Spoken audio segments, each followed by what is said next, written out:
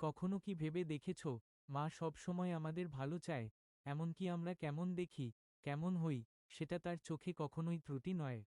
আজ একটা ছোট্ট গল্প বলবো, এক বাবার, এক মায়ের, আর এক ছোট মেয়ের সরল কথায় লুকানো ভালোবাসার গল্প। গল্পের নাম, মায়ের ভালোবাসা। খেতে বসে স্ত্রী মুখ বাঁকিয়ে বলল, শরীরের দিকে কখনো তাকিয়েছ, দিন দিন মোটা হচ্ছ। স্ত্রীর কথায় হেসে বললাম, কত মানুষ চেয়েও মোটা হতে পারে না, সেদিকে থেকে আমি সুখী। এখন থেকে সকালে আর রাতে রুটি খাবে। অফিসে গেলে কলিগরা, ভাই ভুঁড়িটা কি বানিয়েছেন। এক মন তো হবেই, হা হা হা।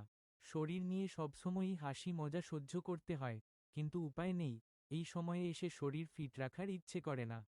ডিসেম্বরের ছুটিতে গেলাম মায়ের কাছে। দুদিন থেকে ফেরার সময় মা মাথায় হাত বুলিয়ে, সময় মতো খাবি, শরীরের যত্ন নিবি, খালি পেটে কাজ করবি না, ব্যাগে সবসময় খাওয়ার জিনিস রাখবি। মায়ের এসব আকুলতা দেখে ছোট্ট মেয়েটা বলে ওঠে, আচ্ছা বাবা, তোমার এত বড় ভুঁড়ি, মোটা, তারপরও দিদা তোমায় এত খাওয়ার কথা বলে কেন? এটা মায়ের ভালোবাসা। সন্তানের কোনো ত্রুটি মায়ের নজরে পড়ে না। মায়ের ভালোবাসা পেতে নিজেকে সুন্দর, ফিট রাখতে হয় না। আজকের গল্প এখানেই শেষ, কিন্তু পরের গল্প শুরু হবে তোমার সাবস্ক্রাইব বাটনে ক্লিকের সঙ্গে। তাই এখনই চ্যানেলটা সাবস্ক্রাইব করো। দেখা হবে পরের গল্পে। গল্প ভালো লাগলো লাইক, কমেন্ট, শেয়ার করতে ভুলবেন না।